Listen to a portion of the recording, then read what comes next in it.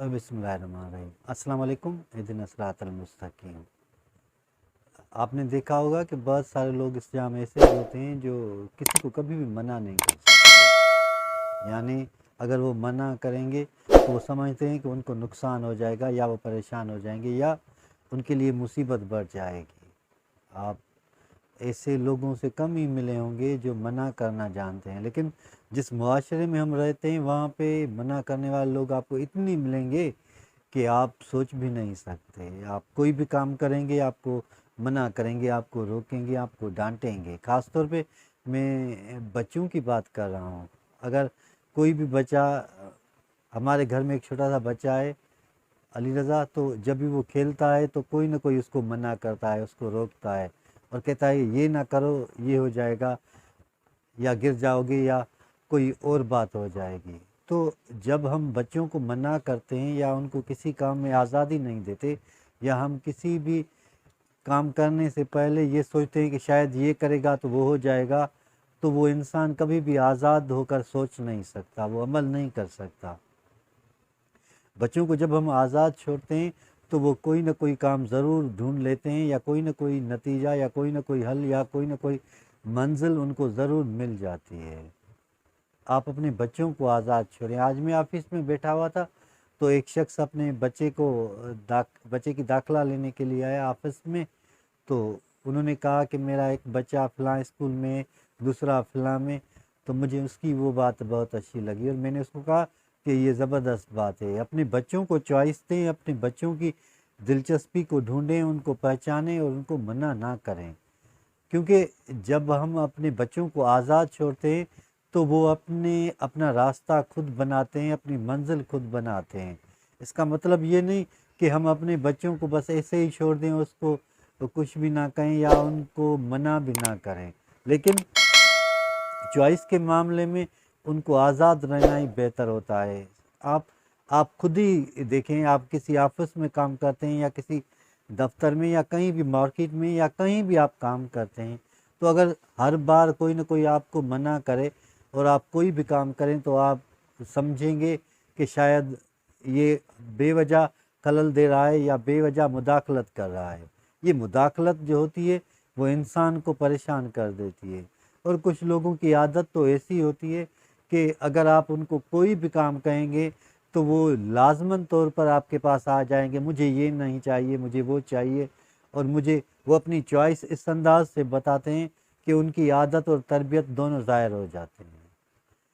अगर कहीं भी आप काम कर रहे हैं तो यकीनन वहाँ पे जो नई चीज़ आपकी ज़िंदगी में या लाइफ में आएगी वो तो परेशानी का सबब बनेगी। एक मर्तबा एक बुज़ुर्ग के पास एक शख्स आया, उन्होंने कहा कि मैंने ढेरों किताबें पढ़ी हैं। वो मुख्तलिफ़ किताबों के रेफरेंस दे रहा था और कहानियाँ बता रहा था और बात कर रहा था, उन किताबों के नाम ले रहा था। तो उसकी एक आदत थी उस नौजवान की कि बार बार बात करते हुए हंसता और उसकी संजीदगी उसकी बातों में ज़ाहिर ही नहीं हो रही थी। ऐसे लग रहा था जैसे इल्म उससे उसके ऊपर से गुजर गया हो या उसकी तरबियत में कोई कमी रह गई हो या उसको शऊर ही नहीं था कि वो किस आदत के बुनियाद पे अपनी शख्सियत को ख़राब कर रहा है। तो उस बुज़ुर्ग शख्स शाम होने लगी तो उस बुज़ुर्ग शख्स ने एक मोमबत्ती उठाई और उसको जलाया, रोशनी हो गई कमरे में।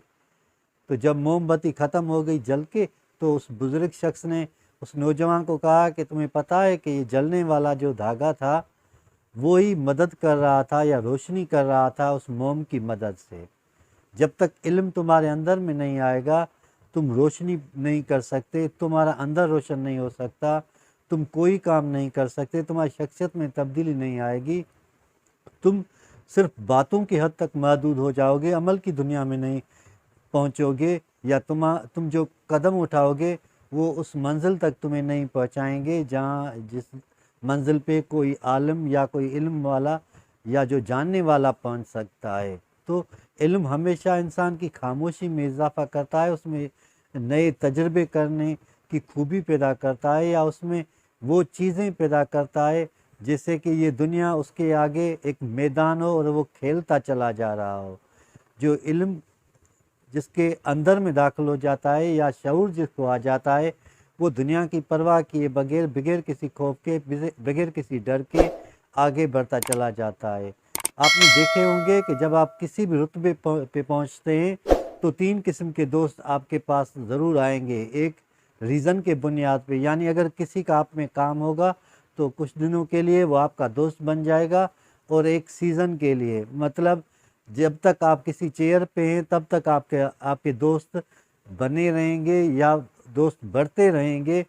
लेकिन जब आप उस जगह से हट जाएंगे या तबादला हो जाएगा तो फिर वो आपसे दूर होना शुरू हो जाएंगे, और बाकी चंद दोस्त बचते हैं जो लाइफ टाइम होते हैं, जो हमेशा आपके साथ रहते हैं।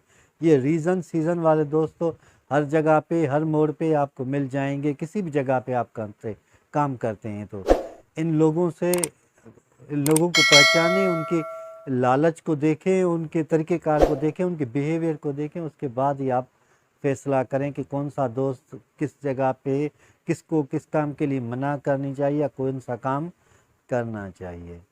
अल्लाह हम सबको सीधा रास्ता दिखाए और सीधे रास्ते पे चलने की तौफीक अता फरमाए।